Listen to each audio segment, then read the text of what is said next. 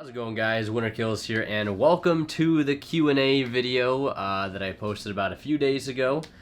Gave everybody ample time to post their questions down on that community post, so thank you to everyone who left a comment. I think there's like 57 comments on that post, so thank you so much for leaving your questions, and hopefully I can answer all of them in one video. That's going to be the plan. So, and the main reason I wanted to do a Q&A is because I haven't done one in a long time, and our community has grown immensely since the last time I did it, which I believe was for 3,000 subscribers was the last time we did a Q&A, which was back in 2016, and we're nearing 20K. And to be totally honest, I didn't want to wait till 20K because I've been really wanting to do a brand new, fresh Q&A, you know, for a while now, and we're finally doing it. So consider this like an early 20,000 subscriber sort of special, if you will. But yeah, I'm just gonna read the comments off of the community post here on my phone, starting from top down, whichever one YouTube places at the top, the standard order that it's in, so you guys could follow along and sort of see what questions are next, so long as none of them change order by the time you guys see this video. But we'll go ahead and get right in. I'll put the comments up on the screen as well. So, and also a reminder before we get into this, don't forget to check out Discord, Facebook, and Twitter, and my Twitch. Link to all those down below. So the first question I have comes from Abyss Higher Yugioh, fellow Yugi tuber, mermail enthusiast, etc., etc. Says, have you ever had your Yu-Gi-Oh stuff stolen from you at an event by an, in quotes, friend, or lost/left behind, or destroyed by a disaster? So to answer that question, no, I haven't. I don't think I've had any cards stolen, knock on wood. I don't think I've had any cards destroyed by a disaster, like a flood or a fire or anything. I don't think I've had that happen either, knock on wood. I don't think I've had any friends take any cards, at least not that I know of. But I think I've been on a pretty lucky streak so far, and hopefully it stays that way. I know my brother who plays as well. He had his stuff way long ago. Taken, but luckily a really nice guy at our local card shop way back in like 2005 hooked him up after that happened. So there are nice people in the world as well, which is good to see, obviously. But yeah, no, I don't think I've ever had any stuff stolen. Again, not that I can remember.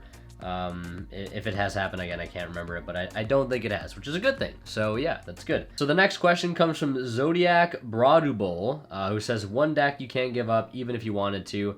And I think a couple people asked a question like this, or at least a question similar, and if any questions are asked more than once, in multiple comments, I'll put all the comments up on the screen here if I remember to. So yeah, hopefully that'll all look good and everything. But one deck I couldn't give up even if I wanted to. That's a pretty good question. There's a whole lot of decks that I've played over the years that I've had very good experiences with, good memories, maybe not just from like tournament success and things like that. But probably one of those decks is probably Mermail. At least when talking about the physical deck itself, right? The one that I have, it's obviously high rarity. It's probably one of the more expensive decks I think I've ever owned, mainly just because it's max rarity. The deck at its core probably isn't the most expensive deck ever made, but I would say probably Mermail. It's a deck I've been playing since 2015. It's a deck that has done a lot for the channel. It's a deck that I've played for numerous formats when I have nothing else to play. Or sometimes it has its highs and lows, etc., etc. But I would say it's probably Mermail. There's probably a few other decks, but if I had to just had to choose one, I would probably say Mermail. Although I'd have a hard time letting go of Burning Abyss as well. But I'd say I'd have to give Mermail to my one spot if I had to choose one. And also a little disclaimer: this video is probably going to be very long. So because we're just hanging out, we're just answering your guys' questions here. So. Another question here from Akli Fa, which says, what do you think will happen now that we don't have an actual anime for the TCG/OCG? And a lot of old school archetypes got a deck already. I'm a little concerned about the future of Yugioh, but Konami is very smart. Just wondering. Sorry for your English. Don't worry, your English wasn't too bad. Definitely seen worse. But what do you think? How come we don't have an actual anime for the TCG/Toshi? Don't we? Isn't it Yu-Gi-Oh! 7s? Isn't that the actual anime that we have right now? I had to readjust positions, but I think we do actually have an anime for the TCG. I could be wrong. I'm pretty sure that's what the Yu-Gi-Oh! 7s is. And a lot of old school archetypes got a deck already. Now I think this person's saying that they're saying that a lot of older archetypes have gotten sort of retrains and new structure decks. I'm a little concerned about the future of Yugioh, but Konami is very, very smart. I wouldn't be concerned about the future of Yu-Gi-Oh! For those reasons. I think they're still continuing the anime, any archetype that gets a retrain is always, able to get a future retrain many years down the road. It could be a water-based structure deck. It's just, it doesn't always have to be around a certain archetype. It can always just be around cards that may support it that aren't within the archetype. But again, they can do whatever they want. It's their game. They could retrain the Sea Emperor structure deck 4 times over the course of 15 years, or Dark Worlds, whatever it may be. They have the infinite power to do whatever they want. But I wouldn't be concerned about the future. I think we're in a good spot right now, despite the necessary holding of events and things like that, obviously. But I think it's a good spot. I don't think you have a reason to be too concerned there. So we'll move on here. We have Bab Rad, who says, since you answer all our Yugioh questions in every comment section, I try to anyways. Let me ask something about you. How stressing is video production now that you include those incredible intros? Well, thank you for that. While we are all praising them, have you seen actual raise in subs, /likes, /views? I really hope all your hard work gets rewarded. So, very, very good question. And again, I wanted to get kind of a mix of these types of questions. Like, I know some people would have like Yu-Gi-Oh! Related questions about me, myself, or the stuff that goes into running this channel, etc., etc. But very, very good question, Bab. It's sometimes it gets pretty stressing, and what I mean by that, it's more so stressful in terms of trying to keep up with like daily uploads, and you guys might have noticed a bit of a slowdown with daily uploads, because I don't have locals feature matches for you guys to see every week, so that's put a lot of weight back onto me. And obviously I'm very grateful to have that situation where I'm able to go there every week, have a nice shop, filled with great people to film and share with you guys every week. But obviously not having that luxury currently, we'll have it again very soon in the future once things sort of get reopened back up. But that's put a lot of pressure back on me as of late to try to come up with a series to sort of replace that dual video slot, or at least what would be that slot. And the dual videos, as far as production was concerned, obviously didn't take much to film them. I set up a tripod, they play out their match, and that's that. The production sort of comes within the editing suite, and adding the graphics and the commentary, really. That was a bit of a lighter workload, but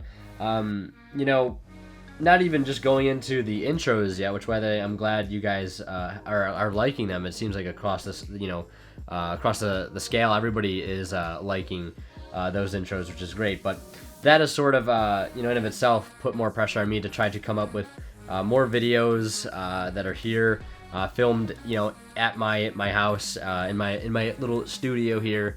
Whether it be more DAC profiles or trying to, film more test hand videos, or, that's why I sort of implemented the testing session series, sort of a more longer format type of video that can sort of replace live duels, something that's somewhat easier to record. I mean, sometimes it's not always easy to film, but getting back to the intros, the big thing about the intros is the creativity. Setting everything up is a little time consuming, setting up the lights, setting up the cards, trying to get each take perfect, make sure, the camera's not shaking too much, making sure everything's in frame and in focus.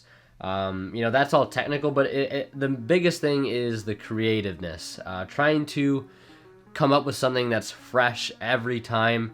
I don't want to try to reuse the same shots. Sometimes I have to use similar ones because it's hard every time to come up with something completely unique and over the top. And you know, some of my favorite intros of all time are like a past DDD, I think it was a DAC Profile intro, the Invoke Shadal intro back in February. Those are, I think, some of the best ones. And the most recent Marincest one I really like a lot as well. It's just a well of creativity those things kind of dig into really, really fast. And that's the hardest part about them. Aside from the technical aspect, setting up focus and setting up the set essentially for those intros.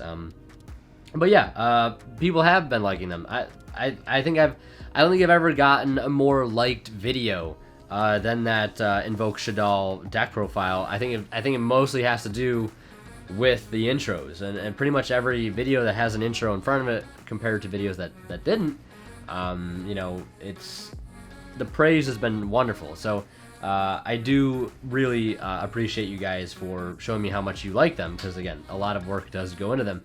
Some of them taking for 30 to 40 seconds, taking multiple hours to edit, depending on how, you know, nice I want it to look. Because if I put maybe 30 minutes into it, do it really quickly, it's probably going to be pretty basic. But if I really put hours and hours to it, I can spend more time and working on transitions and different types of shots and etc. etc. But not to bore anybody with the technicality of it, but that's sort of where it is. I've noticed definitely raises in likes, subs, and views. I'm not too sure how much those correlate. Subs probably a little bit, but I don't know about views. Maybe the views, people just maybe want to tune in just to check out just the intro if they're not interested in the deck itself. But yeah, thank you for that question. I do really appreciate it. Another question here from Contron here. It says, are you going to do a Harpy DAC Profile or an Altergeist one? No and no. Actually, the Harpy DAC Profile I might get because there is a person at my locals that plays Harpy, and I have talked to him in the past about possibly setting up a profile, but again, you know, everything happened and haven't been able to get the locals to film that.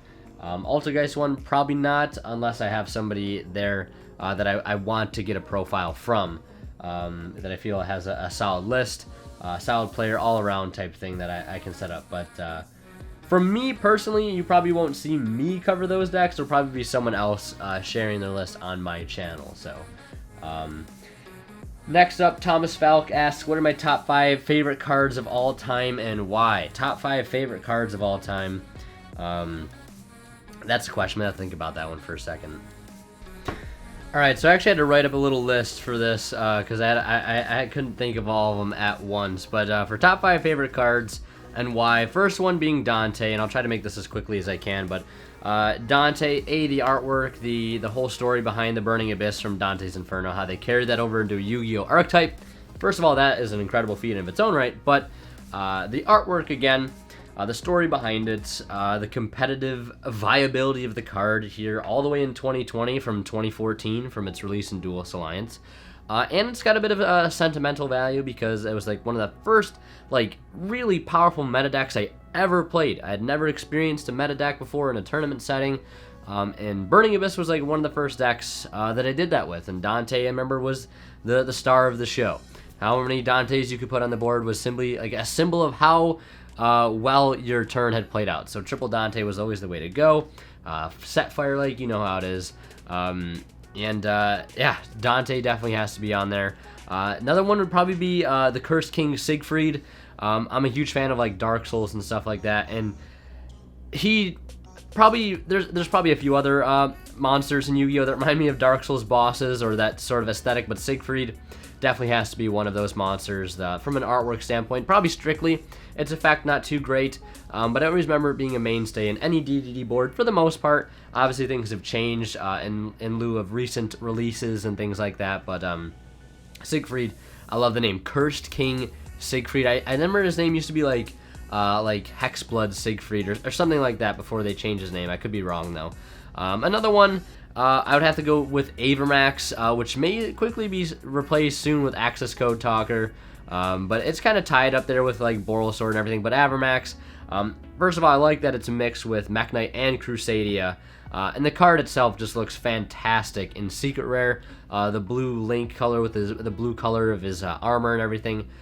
Amazing card. And all around, it's an incredible card just from its effect standpoint. So I've always been a sucker for Avermax. Any deck that I can always try to fit it in, I try to. And the last two, well, the second last one I'd have to give to Megalo.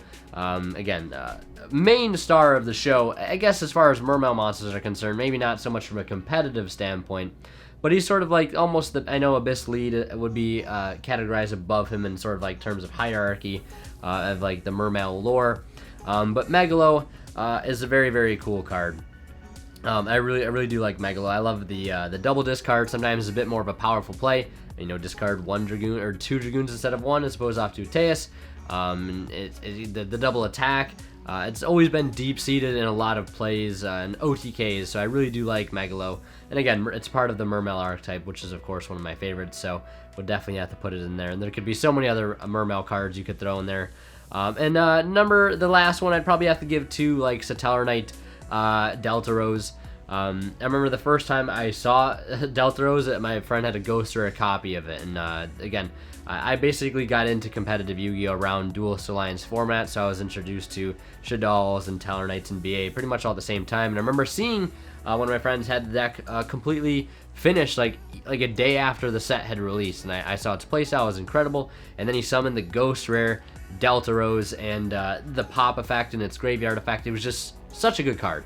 I loved it. And then the fact that I believe any normal summon card that you have your opponent can activate effects in response to any normal summons you make. It has like some other protection effect like that. It also looks great in Alti too. It's unfortunate they stopped making those rarities in core sets, but maybe they'll do it again someday soon. I guess we have Starlight rares now, but I'm an Alti fan, I guess. I would have to put it that way. But Delta Rose, I would definitely have to easily give it in that top 5. I could list so many other cards that could make it there as well.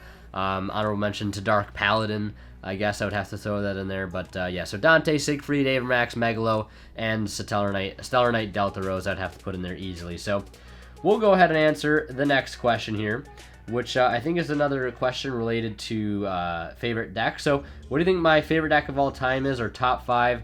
I think basically I'd probably have to choose Mermail, or maybe Burning Abyss at the top. I'd probably have to put Burning Abyss, but he says top 5 if it's too difficult, and it kind of is too difficult. But so I'll list it as this: probably Mermail, probably Burning Abyss. I definitely have to put Photon Galaxy in there. I've played that deck for a long time, love it to death. DDD, I definitely have to put that in there. I love DDD. And the 5th and final slot, I'd probably have to give to Mech Knight. I love Mech Knight. It's a deck that I've found sort of later into my Yu-Gi-Oh career, but I absolutely love the column strategy. There's so much like technical play you can do with Mech Knight in terms of setting up columns, and it's one of those decks that when you're going second with it, you really have to think about how. It's probably like this for a couple other decks too, but you really got to think about zone placement more so than like any other deck. So those are probably my top 5 decks of all time. I'd have to put it there. So probably like Burning Abyss, which includes normal Burning Abyss, Block Dragon, Burning Abyss, etc. Mermail, DDD, Photon Galaxy, and Mech Knight. So I'd have to put that in those order. And probably pure Mech Knight over Invoked Mech Knight as well. So move on to our next question here, which comes from Mr. Frank. It says, do you think Shaddol Invoked is still meta? And if not, why? I do think it's still meta. I think it's still a very good deck. I think right now, with the release of Secret Slayers, Eternity Code, and Dual Overload, there's been a massive influx of very, very powerful cards in the meta all at once, and it's caused a massive power shift. Obviously, Adamancipator and Eldritch doing what they do and doing it well, but of course, we're still seeing Salamangreat, still seeing some Invoke stuff. I think it just comes down to it can get very easy access to Shaddol Winda, which is an incredible card.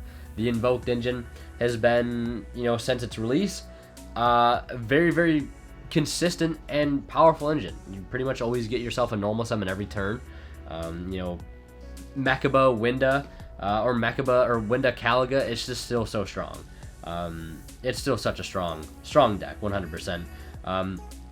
I think I don't know about like maybe tier 1 meta, but I think it's still a very strong deck that could definitely compete if you wanted to. So now we'll go to our next question, which comes from Julio Montez. It says, what brought you into Yu-Gi-Oh, and was it immediately competitive, or was it more casual, then you got fully into it if you ever got in competitively? So When I first started playing back when I was like really young in like the year probably 2004, 2005, I just played because I liked collecting the cards, and mainly just wanted to play for fun so I could summon like some of my favorite monsters back in the day, like Dark Horus or whatever it might be, or Buster Blader, you know, some of the classic cards.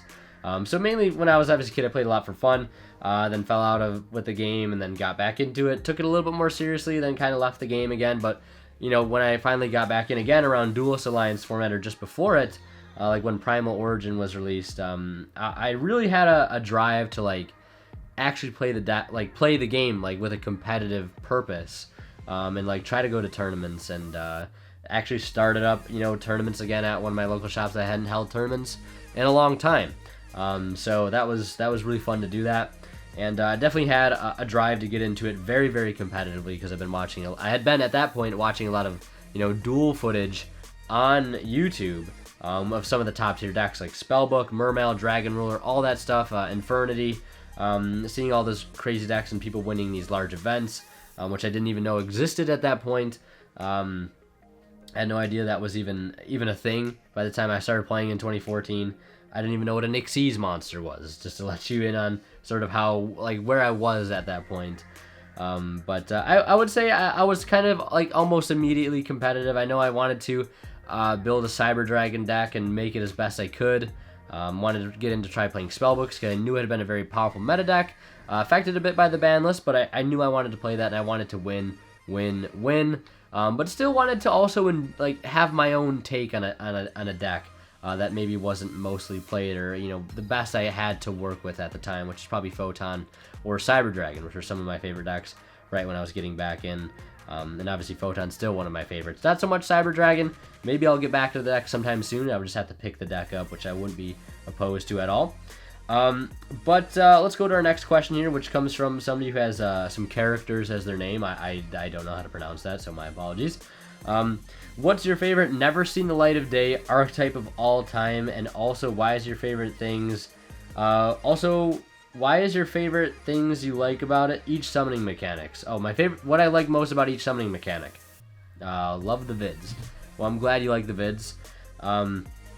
Very much appreciate it. Again, thank you for the question also. Never seen the light of day archetype. So I assume you're talking about like a really not good archetype. If I had to choose one, there's probably a couple out there that I could mention. Maybe I don't want to admit essentially really liking those decks. I mean, I don't really know if Speedroid classifies as sort of never seen the light of the day. But I would probably have to choose Speedroid. I mean, I don't think it's a very well represented deck in any event, or it has been in any event. I mean, Terror Top has been used in some decks, but I mean like the deck itself, like Speedroid as a whole, like playing the deck as a whole, not just a small engine of it. I guess I would have to say Speedroid, because again, I don't think the archetype as a whole is too well represented. I've had tons of fun playing Speedroid as of late. So I probably would have to give it to Speedroid. But any other archetypes have never seen the light of day. I think Speedroid's probably the only one that would fall into that category. I would say Trains, but I know that deck's had you know, a lot of representation, like even pure train decks and like regionals and stuff like that. So I'd probably have to give it to Speedroid. And I guess another archetype I guess I could include in that alongside Speedroid would maybe be Artifacts. I know when it first came out it was probably pretty popular, but I don't think anybody really plays pure Artifact at all anymore.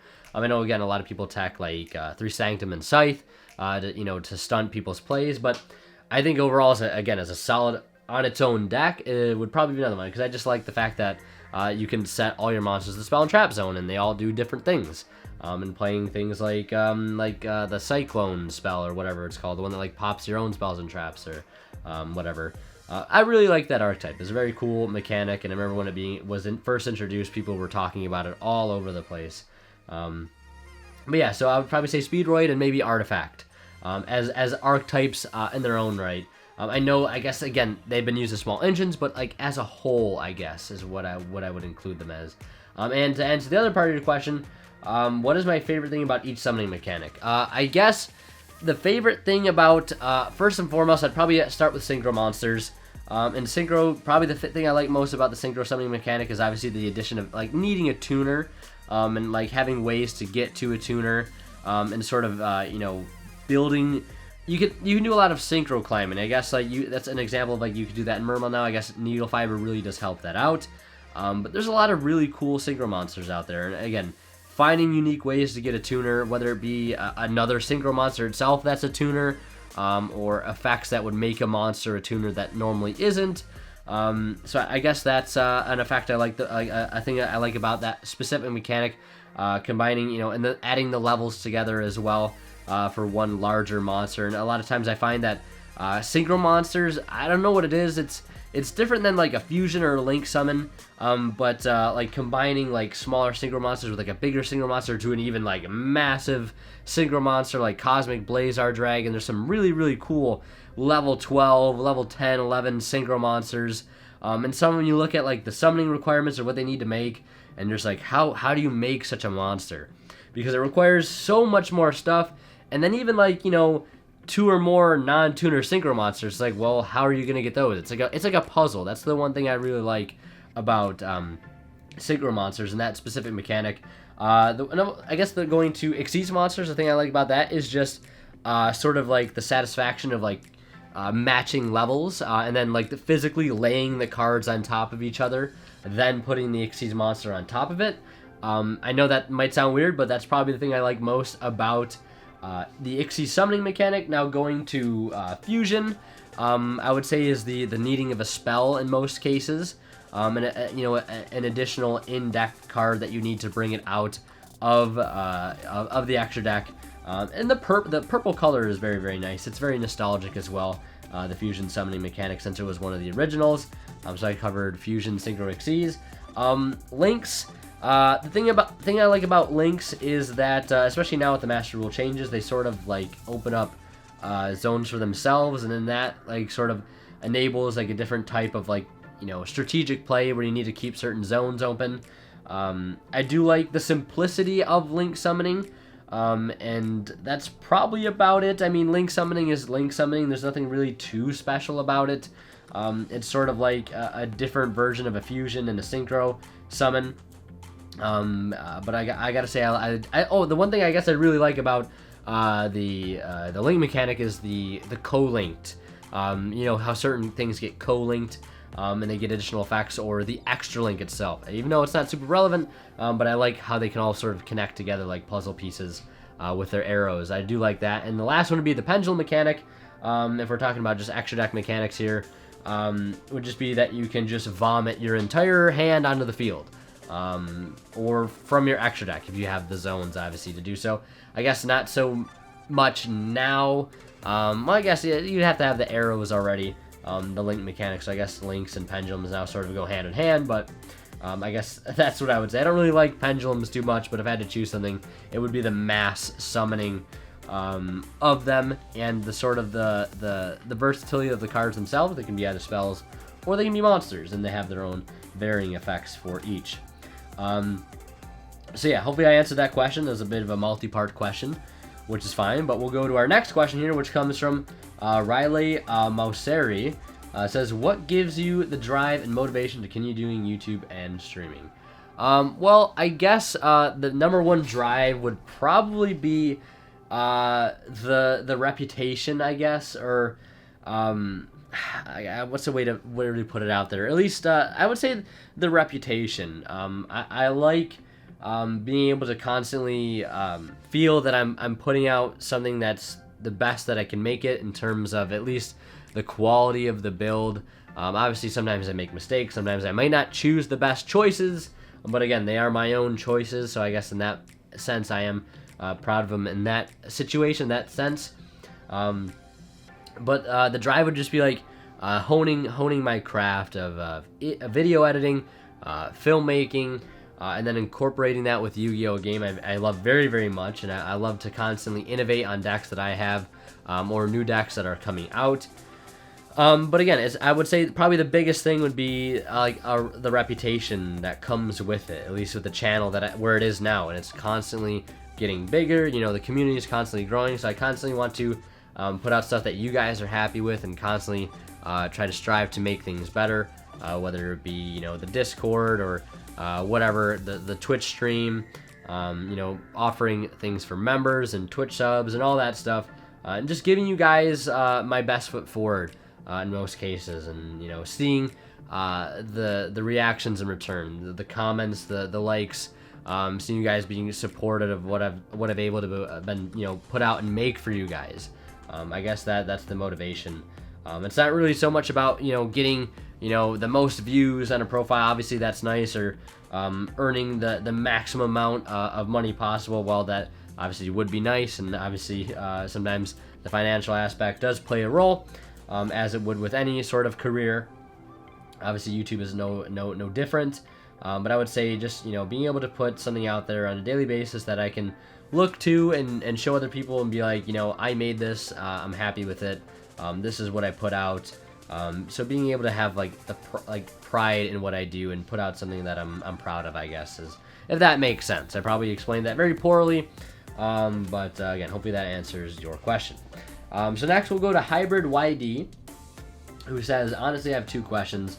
One, when the time comes, how great are the chances of you attending regionals and YCS tournaments? Two, how old are you and what age do you start playing Yu-Gi-Oh at? And what, if anything, would make me quit Yu-Gi-Oh? So that's a three-part question, but we'll go through it. So the first one being, what are the chances of me attending regionals and YCS tournaments? Very, very high. Gone to them before, you know, everything happened, and I'll definitely be going to them afterwards. So it just depends on how close it is to me and where I live. And if I have a deck that I'm, you know, ready to, you know, as I feel it's ready to take to an event like that. So that really all depends. How old am I? I am 22. What age did I start playing Yu-Gi-Oh at? I would say probably the first time I ever played, maybe I was like 7 years old, I would say. I think, yeah, about 7 years old. I think it was the first time I ever got in. I saw Yu-Gi-Oh cards or played with Yu-Gi-Oh cards, and it's been on and off ever since. What would, if anything, would make me quit Yu-Gi-Oh? I guess they'd really have to come up with something stupid that changed the overall, like, way the game is played at its core. Something, it would have to be something really bad that I dislike on their end, or maybe it would just me not being interested in the game anymore. I know that sounds kind of feels badman, but it'd probably be something like that. I don't know, but you know, I've made the channel around it, and obviously that's helped me keep motivated as well. Still love the game, still don't really have any major blaring issues with it, but that's probably what would make me quit, I guess, if that makes sense. Next, Maximilian Rediger, which of the deck builds that you made in the last 6 months are my favorites? Probably Block Dragon, Burning Abyss would probably be my favorite in the last 6 months. I guess we're in June now, and I started playing that deck maybe in like late November, sort of early December. But I would say I would have to give it to Block Dragon BA quite a bit. I love that deck a lot. I know Block Dragon's probably gonna get banned, and I'll be very, very sad when it does get banned. But favorite builds that I've made in the last 6 months. But yeah, I would say probably Block BA. Speedroid, I've had a lot of fun lately. Mech Knight, Pure Mech Knight especially, tons of fun with Pure Mech Knight. Mermail, some of those decks, the decks that you guys obviously see me cover quite a bit on the channel. So, what is that from one of my absolute favorite deck and why? I believe I already answered that question. Favorite Yu-Gi-Oh deck ever? I think I also answered that question, but this one's a bit different. And favorite format ever? Favorite format? That's a good question. I feel like I have a few favorite formats, and I guess it would be, I guess it just comes down to like whatever deck I was playing at that current time. But I would say one of my favorite formats would be early 2015 format when I was playing Burning Abyss, and absolutely just like stomping people with the deck. I would say probably that format. So like post Duelist Alliance format. I guess if I had to name another format, maybe like Necros format I really enjoyed. And I think if after that would probably be the format that we had Norden legal. I think that format was really great. And like the most recent format would be like when Sekka's Light was at 3 and playing Block BA with like triple Sekka's Light. I think that was also very, very fun. So I think those are some formats that I've really enjoyed. So we'll move on to our next question here, which says Papa C, who says, have I ever played any other card games on a level to attend tournaments before? Yes, and it's only been one. It's been the Pokemon TCG. I think I went to one locals. Didn't do too well because I still didn't have a full grasp of the game. And never attended another one again. Not that I didn't like absolutely hate the Pokemon TCG. I think it's really fun. But really not where I wanted to be putting most of my time, I guess. So yes, it was Pokemon, and I did attend one local. So next question from Brian Enriquez says, always wondered what made you start the channel and pursuing to keep it going. Were there hardships in becoming a YouTuber? Just curious, because whatever the reason you do a great job, man. Thank you, I appreciate that. Really do. Watched you before I took time off, and now here still giving the support. Thanks for the content. No problem, man. Thank you for coming back after taking a break. You could have easily unsubbed to me and a handful of other Yu-Gi-Oh channels. But I appreciate you keeping me there. Really do appreciate the support. Any long-time subscribers to the channel. Of course, I appreciate you guys sticking around, of course, as long as you have. And hope you guys will continue, of course, to stick around as far as alongside everybody else. But what made me start the channel? Well, the thing is, back when I created the channel in early February of 2014, I had always had the dream of starting a YouTube channel and having a decently sized YouTube channel and having that be my job, essentially. And I had no idea what I wanted to get, like what I wanted to cover on that channel. Because I had a channel prior that I made videos on. It had a couple hundred subscribers, but I've told that story on my stream a long time ago, and if you were there, you were there. But I won't dive into it right now. But that channel didn't work out. It didn't work out at all. So I was on YouTube doing something completely different many years ago, but stepped away from it, and then I decided I would try again because I wanted a successful, healthy YouTube channel, and I made it.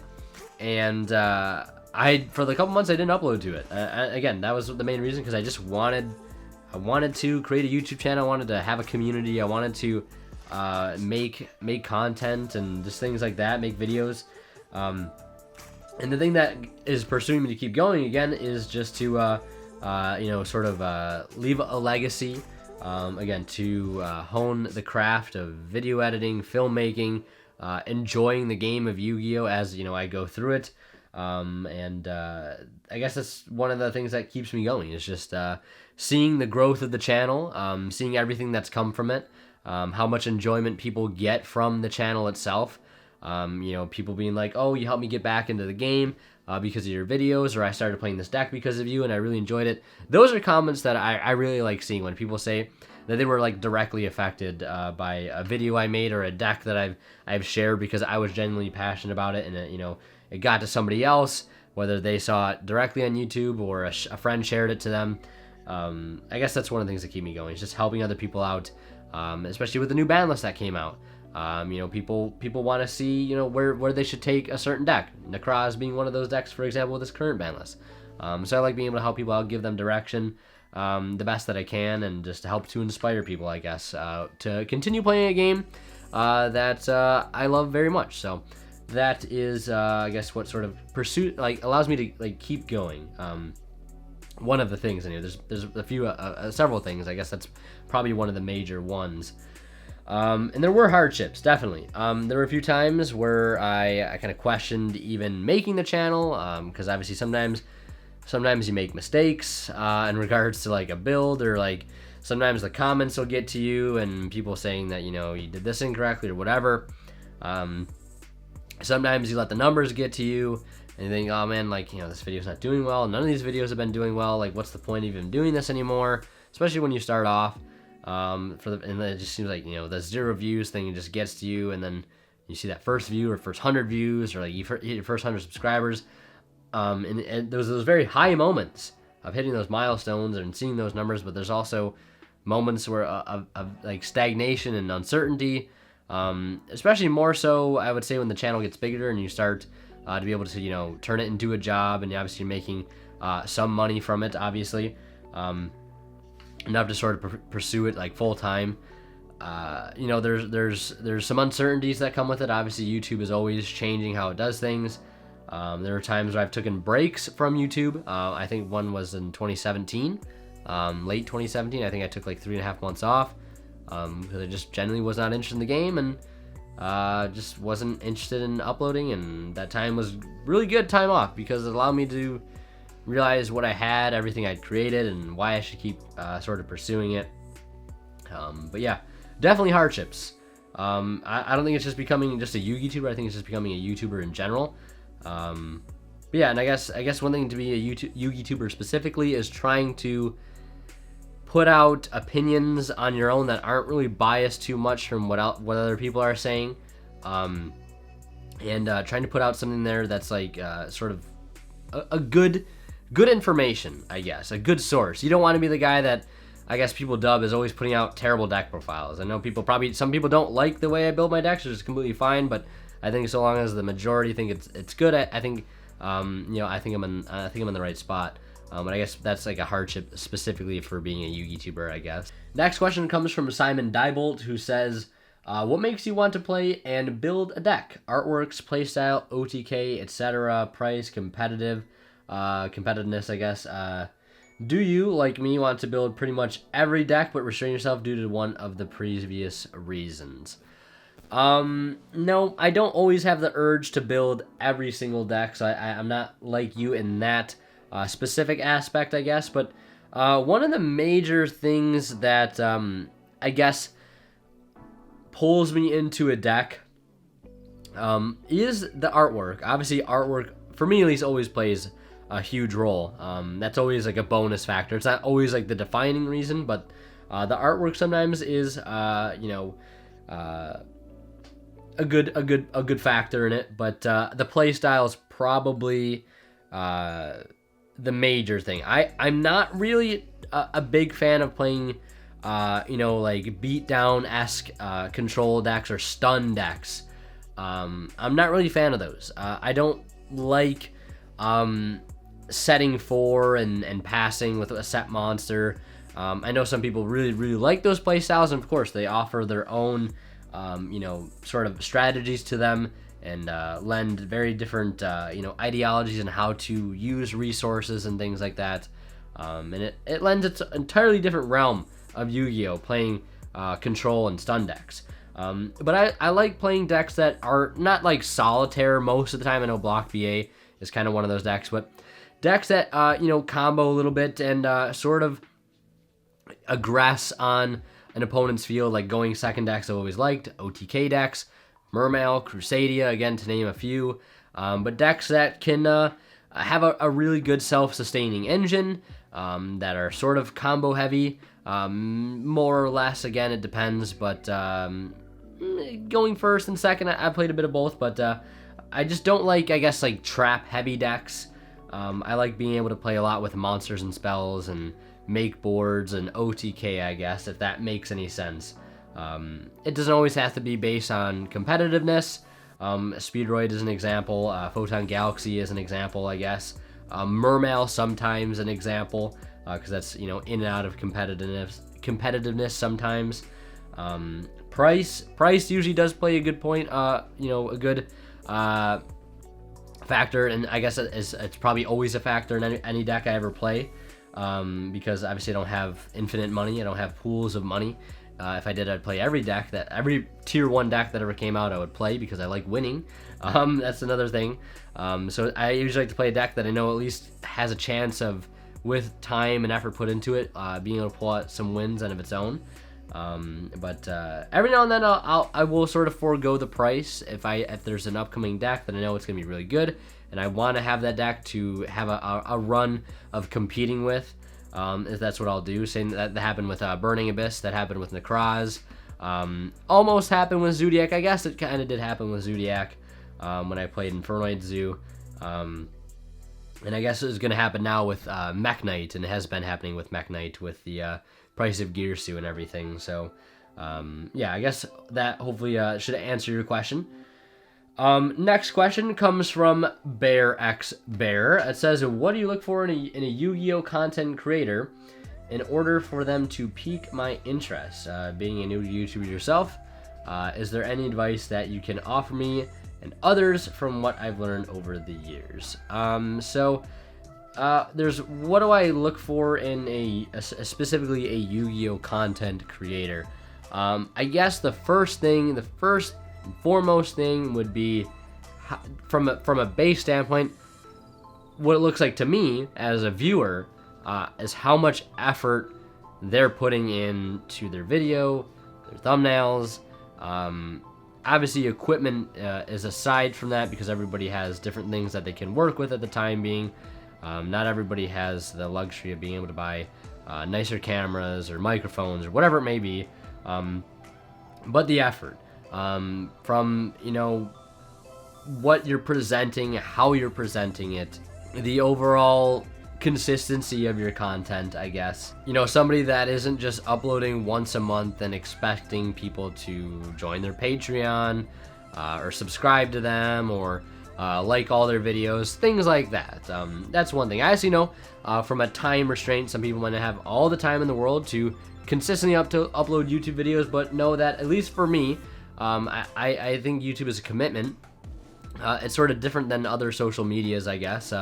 If you're gonna start a channel and you want to become a YouTuber, and if you want to get somewhere with it, and, you know, make a name for yourself, consistency and effort, I think first and foremost, is something that I look for. I look for, okay, is the content nice? Is it enjoyable to watch? Is it enjoyable to listen to? And then, like, okay, how often does this guy do this type of thing, or whoever it may be?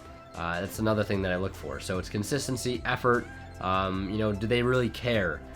Things like that. But I think that's really about it. I mean, obviously the subject matter varies from person to person. I like IRL cards. I'm not really too big fan of channels that you know, focus specifically on online stuff. I know Lithium for me is an exception. I love Lithium.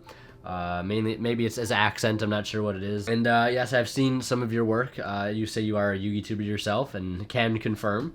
Is there any advice that you can offer me and others? Again, one thing advice that I would offer would be to first and foremost, have fun with it, because if you don't enjoy what you're doing, you're not going to A, put effort into it, or B, be consistent if you're not having fun.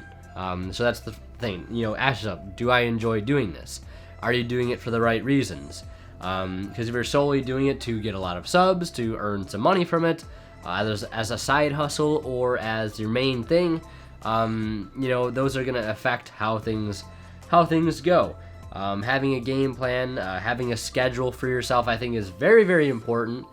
Something I'm just now making myself do is have a schedule, have days where I film, have days where I edit, and then have off days. I think that's very, very important to prevent from burnout, which is something I've experienced, something I've been on the edge of and come back from. It's a very, very real thing, so you got to watch out for that and have fun, and try to listen to your community the best you can. And don't beg for shout-outs in other people's comments. Do not advertise in other people's comments. That will get you nothing but hate from other people, trust me. I like to pride myself when I was working my way up, and even still now, I just don't feel comfortable with asking people for shout-outs and things like that. I personally don't think that's the way to go about it. I think that makes it look a little disingenuous. But again, that's just me. And I guess lastly is try to be somewhat original. I guess you don't always have to try to reinvent the wheel, but something maybe specifically tailored, you know, for you, something you can sort of bring to the table that maybe other people aren't exactly doing. So yeah, hopefully that answers your question, Bear, and thank you for the question. But next question comes from Thomas Patterson, which says, what is my favorite summoning method and pass format? So I think I partially mentioned this, at least for pass format, so I've already mentioned those, but what is my favorite summoning method? Probably synchro summoning. I think probably synchro summoning is my favorite. Any deck that I can throw synchros in, I'm always a sucker for it. Probably second next would probably be like the Xyz summoning mechanic. But moving on, Glenmill Biet Jr. says, do you think access code talker will get banned soon or eventually? Access code's weird. It's pretty powerful. It's very, very powerful card. Can't be responded to. which is insane. Anytime you have a card that says it can't be responded to, we've sort of seen how that has went, super polymerization being one of those, but I don't know. I don't really see get it banned soon. I really don't. It's a game-ending card, but then again, you have cards like Borrelsword that are pretty much similar. I remember when Borrelsword came out, the whole OTK factor, and it still offers, it's still an OTK button, it's still a game ender. You still can't respond to partial bits of it. Same thing with Borreload. You know, I feel like we have a pool of very powerful link monsters, and access code is sort of just another one of those. So I really don't think it's too ban-worthy at the moment. But again, time will tell, because, you know, nothing is safe from the ban list, not even Penguin Soldier. Yeah. I don't think it will get banned anytime soon. If so, maybe we need to be addressed in the future. But again, if that card gets banned, then I kind of see other cards like Borrelsword needing to get banned as well, which I don't think will happen, because again, you'll just have, you know, like a card like Borrel Dragon, you know, it's the same thing. Like, they should all just be banned at that point then. So I don't know. I don't think it will. But yeah, thank you for your question, Glenmill. And so moving on, our next question comes from Hex9876, says, you should do a YouTube draw your life story, or make Inzectors great again. That's not really a question. That's more so a request. I'm not going to do that. I think that's mainly tradition for people who hit 1 million subscribers, which we're far, far from. Make Inzectors great? Probably not. Probably won't be covering Inzectors. My apologies. I know you have an Inzector monster in your profile picture, but if somebody ever is playing Inzectors at my locals, I will try to snag their profile specifically for you. So yeah, keep that in mind. But thank you for your question. Next question comes from Saturn2119, which is actually a real-life friend of mine, longtime friend, and says, how TF you just that thick? Well, it's a secret. It's a trade secret. No. But he says, just kidding, for real, who are your favorite streamers / YouTubers? That's a good question. Favorite streamers on Twitch would probably have to be people like Moon, Summit1G, Lobos Jr., probably just a name. Those are probably my 3 main favorite streamers currently, and have been for quite some time. So Moon, Summit1G, and Lobos Jr. You guys have probably heard of a couple of those guys. YouTubers, I gotta admit, I'm a fan of PewDiePie. I like a good PewDiePie video. I think he makes some good content. Game Grumps is a favorite YouTube channel of mine. Love Game Grumps. I always have loved Game Grumps. But other YouTubers, probably a weirder one would probably be Steve1989. He does a lot of like MRE reviews and taste tests. I love his channel. Very sort of relaxing channel to watch. So I would say those are some of my favorite YouTubers as well. And I guess some other YouTube channels I would mention would be Critical Role, which I guess you could also label as a streamer, since they stream on Twitch. I love Critical Role, love their Dungeons and Dragons and stuff like that. Peter McKinnon, Casey Neistat, some other channels that I really like as well. So yeah, hopefully that answers your question. And again, thank you, of course, for the question. And next question from Martin Kellerman, who says, how do you start your deck building process? Do you think of a strategy between some cards and start from that, or simply find an archetype you're interested in? I usually find an archetype I'm interested in.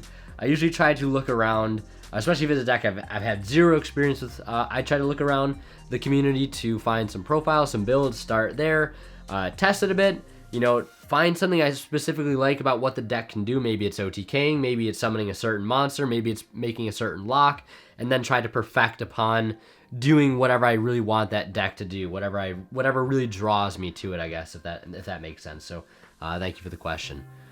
Dark Bribe Gaming is up next, and he asks, what is your favorite card of each type? Monster, spell, and trap. Favorite monster, I mean, I earlier answered my top 5 favorite monsters, but so I guess, yeah, to answer that question, I would say probably favorite monster would have to go to Dante, Traveler of the Burning Abyss. If I just had to choose from an all-around, you know, standpoint, artwork and all that stuff, I would say Dante. Favorite trap, I would have to give to probably Mirror Force for nostalgia reasons. Really love Mirror Force, probably one of my favorite traps. And I guess for favorite spell, after a little bit of deep thought, I would say Soul Charge. The artwork itself is not that great, but Soul Charge is just like, it's 5,000 life points and an open canvas to do whatever. So I'd probably have to go with Soul Charge, 100%. Next question comes from Team Simple Plays and says, well, for one, huge fan, thank you. And 2, what new game are you going to play on my other channel, The Dead of Winter? Very, very good question. I do have another. For those that don't know, I have a second YouTube channel called The Dead of Winter, where I upload just generic gameplay with commentary over it. Haven't uploaded to it in quite a while because for a little while I was trying to split time between this channel and that channel, and figured it'd be better to dedicate all of my time to this channel. But I plan to upload some Minecraft stuff of me, basically a big creative map project that I've been working on, obviously with being, at home all the time. Gotten back into Minecraft and been enjoying every second of it, and maybe I'll upload bits of progress updates on the map. Another game I wanted to play was Doom 2016 and Doom Eternal. I haven't played those games. Really want to play those games. And I guess another game would be the Subnautica expansion, because I played Subnautica fully, love that game to death, and I know this is an expansion out for it. I don't think it's fully complete yet. It might be close, but that'd probably be another game I want to play on there as well. So I do want to try uploading to that channel very, very soon. So if you guys want to check it out, there should be a link on my home channel page next to the recommended channels.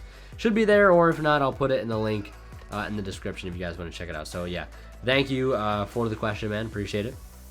Next up, Maxi Geiger says, how much time do you spend weekly for this YouTube channel?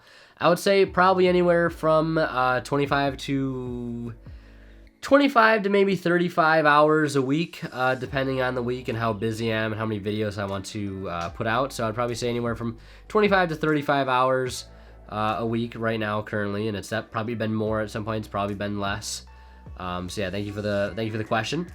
Next up here, it says from Just Kian, he said, can you tell me why TCG cards are mostly more expensive than OCG cards? I don't really know why.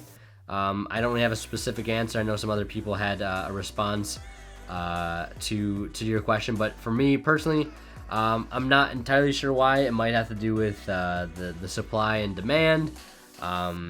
It might have to do with how they print, or certain rarities of certain cards, how cards are made. I don't know. Maybe they do less short printing over there.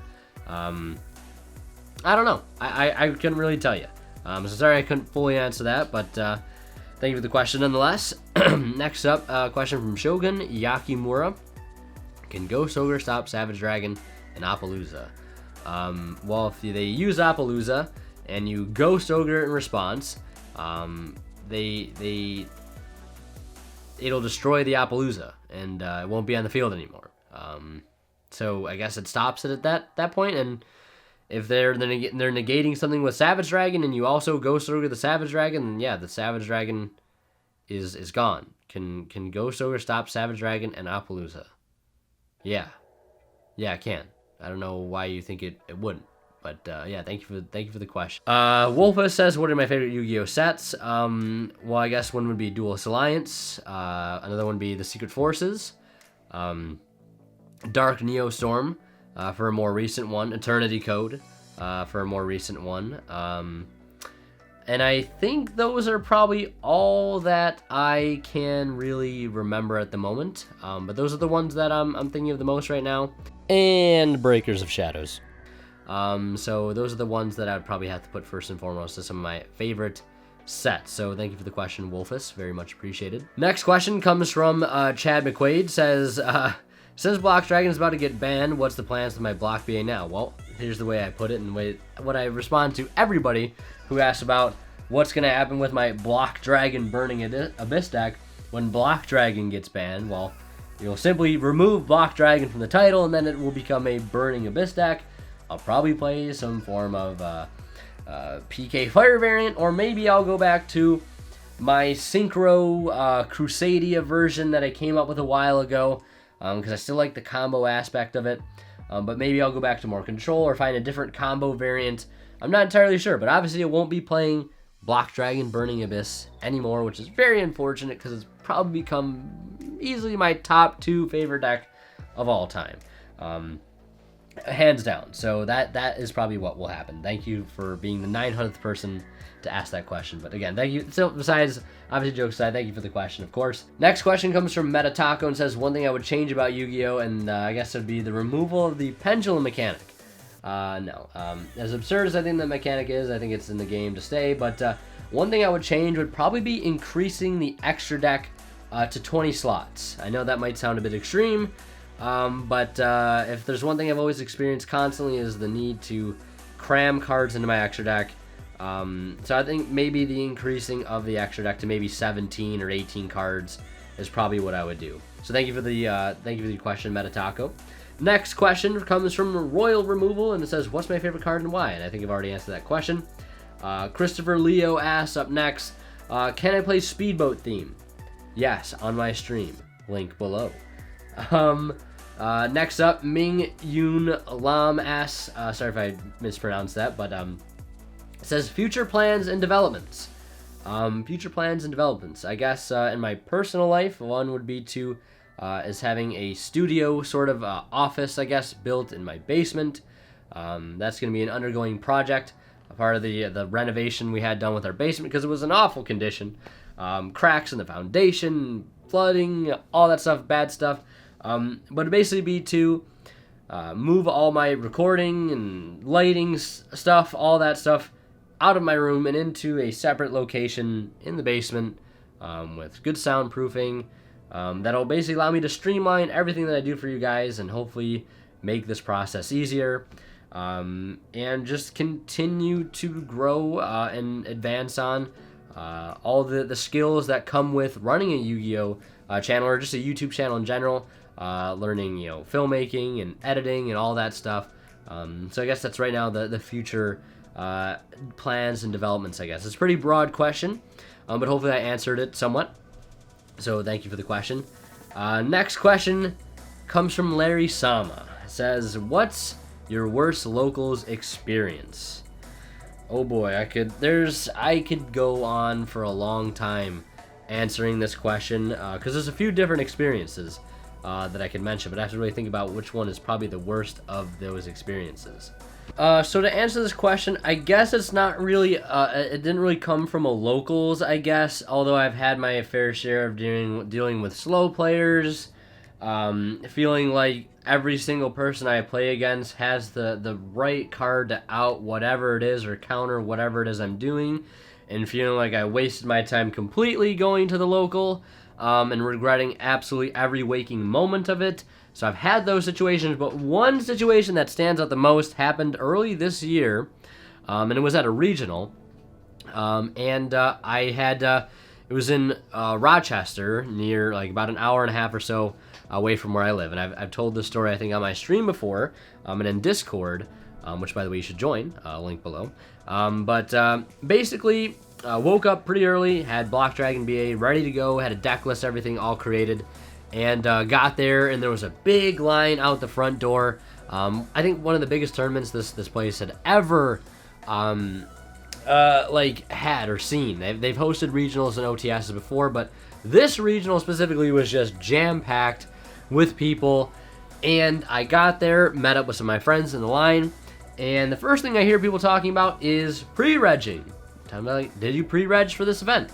Or, yo, did you know there was a pre-reg? And I'm thinking, no, I didn't know there was a pre-reg for regional because I never heard of anybody ever having to pre-reg for a regional, at least up until this point. I've pre-regged for YCSs, to the 2 that I've gone to, but never for a regional. Never had to do that. And apparently they had so many people that they had to turn away a good handful of people that they literally could not allow in to play in the event, and basically drove all the way out there and tested all, like, I put so much time and effort, and it's still thinking about it, so much time and effort into testing that deck in that current format and being so ready, and basically getting told to just have to go back home and not play. And then the next OTS I went to took the same deck and had the absolute worst luck at an OTS. Absolute worst luck. And I guess I'll dive into that. I had played against, I think, like Lunalite round 1. And it was an okay game. Made some misplays on my behalf. A pretty solid game. And I forget what... or the second round, I think I played against, like, an invoked player. And, like, the last game, it came down to, like, having to use a Jackalope. And the Jackalope drew me into the out that I needed, but he also discarded a tour guide out of my hand, which meant that I lost immediately, disregarding completely the Kamungus that I drew to out his Caliga. So yeah, that was a pretty terrible experience as well. Then I had to buy the next round because my opponent didn't show up, and then we just left. So very poor experiences there, I guess. It's just bad luck, but I guess that that experience with the regional was probably the worst one. Probably the worst one, I would say, at least in recent memory. There's probably some other smaller intricacies that happened at other small locals, but I think that's probably the most recent and burning one, probably the worst experience. And maybe not at locals, but again at a regional. So thank you, Larry, for your question. Kaiser Eros asks, what cards that in your opinion should be banned? What are cards in your opinion that should be banned but never will be? Also, really random tangent, but if you want to get into Megaliths, I have like the replays and most of the standard openings of the deck. Okay, well, I do kind of want to get into Megaliths, so we'll talk a bit more in Discord at some point in the future. But what cards, in my opinion, should be banned but never will be? Floodgates. I hate floodgates. I've always had the opinion that, or I've talked, not always, but like I've talked with some people long ago that say, you know, all floodgates like Skill Drain, Macrocosmos, you know, things like that, Dimensional Fissure, Summon Limit. There can be only one. Should all be at 3 or 0. I think they all should go to 0, but again, that lends its own problems. I don't think it will ever happen. That's just like my own little personal thing, is like all floodgates being banned. Like all things that specifically deny a certain mechanic of the game. Like lingering type effects, I think should be banned. But will they ever be? Probably not, and I think it's probably for the good. You know, sometimes you need floodgates, or else some things run rampant, I guess. So hopefully that answers your question. Nico DVG says, am I more of a casual competitive player? Competitive. I like winning, I guess, so that probably labels me as competitive. I love winning. I love being competitive and having the best build. Next one says, Frankie says, I don't know if it's too late, but I will try anyway.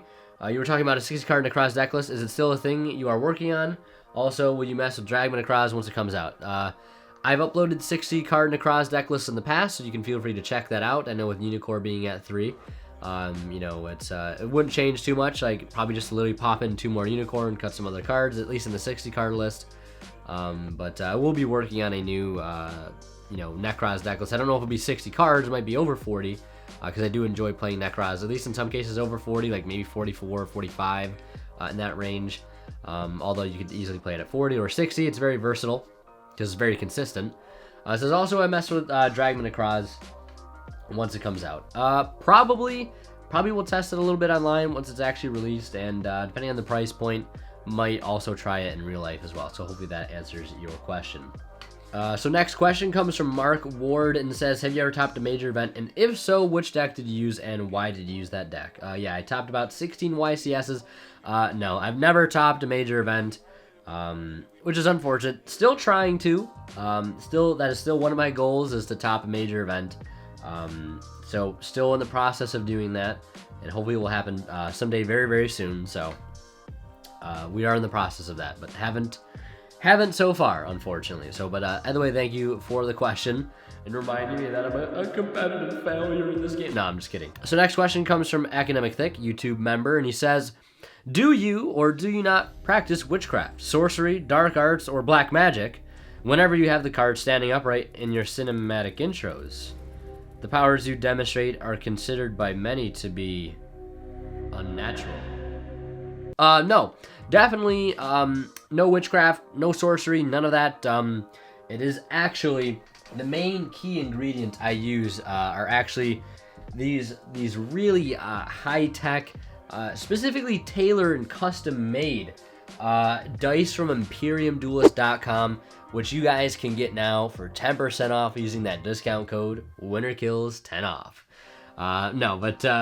No sorcery there, I can assure you. No sorcery, no witchcraft, nothing like that. So no need to be alarmed, no need to question anything. Moving on, Got says, not that your deck profiles aren't top quality, but do you ever see yourself branching out with my channel? Or do you only do YouTube because you like uploading your deck profiles? I mean, I upload tons of other types of videos on my channel other than deck profiles. I do test stand videos, I do live duels, just haven't been able to do those in a while because I have really no one to actually film them with, although I plan to try to get some matches filmed with my brother or a friend in the next week or so. To like meet up in real life after such a long time of being socially distant. But we'll be returning all that. But again, I cover all sorts of things on my channel other than just deck profiles, if that's what you meant. But if that's not what you meant in terms of just Yu-Gi-Oh content, do I plan on branching out my channel into like anything else? I mean, so long as it's Yu-Gi-Oh related, I guess anything goes. But want to try to get doing more vlogs, I guess, things like that. I know you guys really like that content. I know the community as a whole really likes that content. But yeah, no, a few innovators like Nim and Ruggles, and how they've got out there in those types of videos and innovated upon them and made them very, very popular. But those are probably things I guess I would try to branch out into, specifically something like vlogs and more interactive IRL content, I guess. So hopefully that answers your question. Next question from Joshua Disra. How did I come up with the name Winter Kills? Good question. I've been asked this question a few times, and only a select few super top secret individuals know. But I got the name from a band I really, really liked, and I still somewhat like it, that I really liked back in like high school or middle, probably more so high school. I'm a huge fan of heavy metal, things like that. You might be able to recognize if you're a fan of heavy metal as well. Some of the records up on the wall there. Huge fan of the Acacia Strain. Probably one of my favorite bands of all time. But I got the name from a band I really like called Devil Driver, and they came out with an album that was very special to me at the moment. And the name of the album was Winter Kills with an S, no underscore, so not as cool as my name, but I sort of based it off of that because I'm not very good at being creative in that sense of coming up with the name, at least at the time being. And that's just sort of where I got the name. So yeah, hopefully that answers your question. Basically based off of the name of an album I really liked a few years back. So again, hopefully that answers your question. Again, thank you for the question, of course. Next question comes from Distortion Child. Says, what in your opinion makes a successful combo deck in the case of Block Dragon BA? Deck is quite consistent, but the end board is near unbeatable, and yet it never does well in the meta, and I'm not sure why. Well, to specifically talk to Block Dragon BA, I think Block BA is one of those decks where it reminds me of Synchro Fusionist, the deck created by Cody Angeloff, the legend, the absolute legend. It's one of those decks that it has a start point and it has an end point. However you get there is going to be pretty much different every single time. And that lends itself to a lot of mistakes. It lends itself to making not always the right decision when faced with, interruptions and roadblocks, whether it be hand traps, physical, actual traps, whatever it may be. So that can make, piloting a deck as well as you would need to win an event, very, very difficult. So I feel like the representation is low, specifically because people might be intimidated by the deck's very non-linear playstyle and how many different points you could mess something up that could take the end board from being as good as it is to, just ending on Beatrice and Avermax, right? Or something completely far off what you were going for. I feel like that has something to do with it. So, but I feel like what makes a successful combo deck is really, as much as I hate to say it, is it being very linear, because that makes it easy to practice. It's much more easy to document what to do in certain situations. Like, okay, if this point in the combo gets met with an Ash, you always want to do this or this. I feel like that is one of the prime factors, is if it's actually a linear combo deck.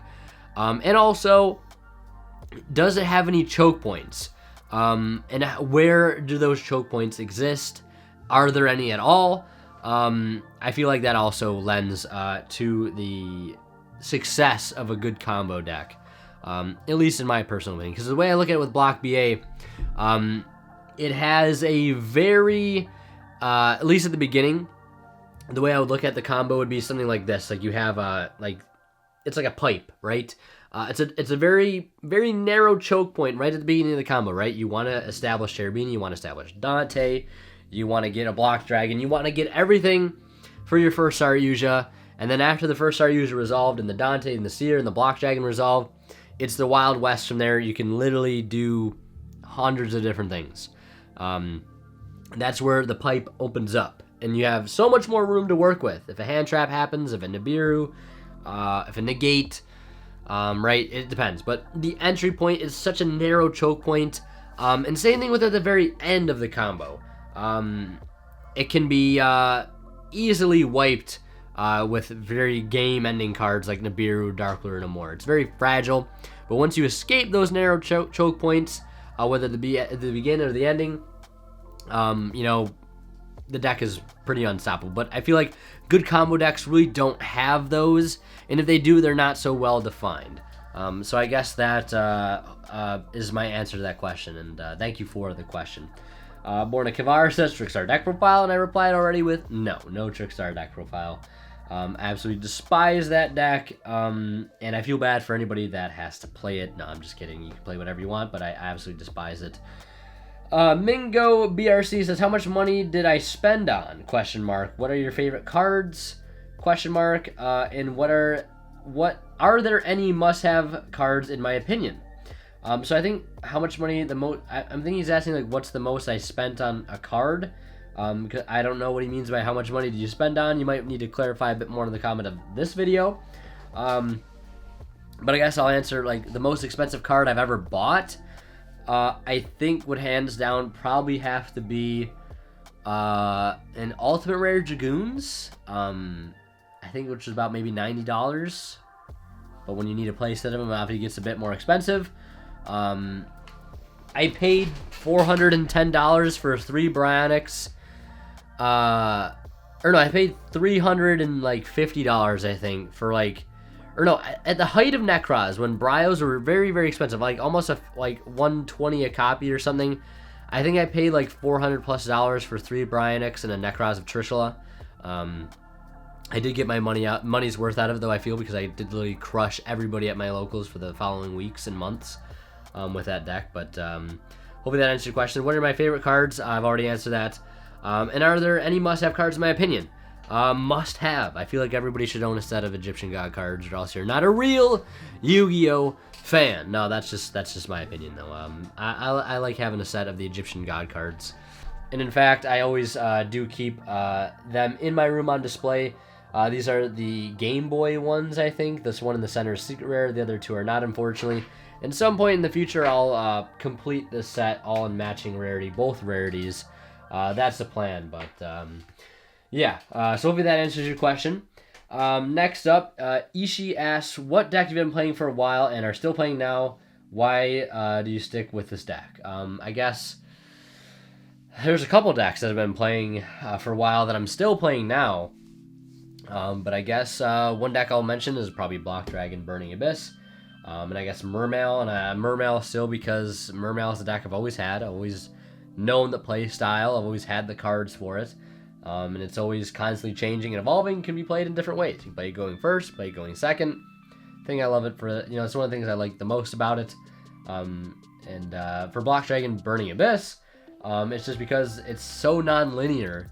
And the end board is so powerful. It's almost like therapeutic playing, because it's like, as much as I don't like Solitaire and Yu-Gi-Oh, I'm a little bit biased, obviously, but it's therapeutic comboing in so many different ways and finding so many different branching paths. It's like an equation. That's the thing that draws me to it the most. So yeah, next up, Cryptic asks, how tall am I? I think I'm like 5'6" or 5'5". I'm not the tallest glass of water. I'm pretty short, actually. So yeah, next question comes from Yugioh. Who is my favorite and least favorite Yu-Gi-Tuber? Oof, a bit of a rough question. Favorite Yu-Gi-Tuber would probably have to be anybody that covers live duels. So probably MST TV, and probably the Cali Effect. I love those guys. They do a lot of IRL stuff. They do it well. So I really do like those. Those are probably some of my more favorite channels. But least favorite, I don't want to really name any specific names. But I'm not too big of a fan of channels that create unnecessary hype around things. I don't like to overhype things because it can sometimes lead to a lot of disappointment and things like that. And I also am not too big of a fan personally, not because of the whoever's running the channel itself. I just don't like seeing repetitive like news videos about the game. The way I like to think about it, if anything major is happening with the game, or any new cards are gonna get released, I'll just find it out on my own. Again, it comes back to me being like, I like what I like, right? So it's not like subjectively my least favorite Yu-Gi-Tuber is gonna be everybody's, right? You may really enjoy news videos and catching up on things like that, but I don't want to name any specific names, but I'm not a fan of, things being overhyped. I'm not a fan of, obsessive news videos or online content, because it just doesn't really pique my personal interest as far as the subject matter of certain videos. Again, I don't want to name any names because I'm not trying to be that guy. So the next question comes from Kai Narukami. He says, what are the 4 best decks in the current format right now, and why is it Madolche? I don't know. I guess because Madolche is just too good. I don't know. I couldn't tell you. Yeah, so those are all the questions that I wanted to answer, and I believe I got through pretty much all of them. If I didn't answer a specific question, probably because of a question I didn't want to answer in the first place, or a question that's already been answered. So yeah, hopefully I got to all of them.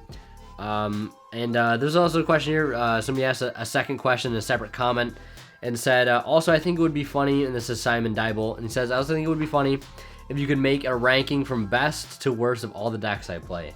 I don't think I could do it offhand right now, but I would say probably the best deck that I have would probably be either Blox Dragon or Burning Abyss or Pure Mech Knight, and the worst one would probably be Speedroid. And then everything in between. Probably Pure Mech, Block BA, and then like Crusadia Synchro, and then maybe like Mermail, and then maybe like DDD, and then Photon, and then I don't know, the list goes on from there all the way down to Speedroid. So hopefully that answers your question. But yeah, that is it. This has probably been a very long video. And if you guys watched the whole thing, let me know. And I hope you guys enjoyed. We'll probably maybe do another Q&A down the road, maybe at 30K, near 30K. Who knows? But I thank you guys so much for the support. One of the reasons I wanted to make this video because we are nearing 20K. We're almost at 18K by the time I'm filming this. And yeah, thank you guys so much for all the questions. I really do appreciate it. I hope I was able to answer everybody's question to the best of my ability. Yeah, thank you guys so much for watching. Of course, as always, when we kill sign out, we'll see you guys in the next one. And of course, a massive shout out to my divine level channel members here on YouTube, Academic Thick, Travis Harris, and Zorz. Thank you guys so much for the incredible and generous support.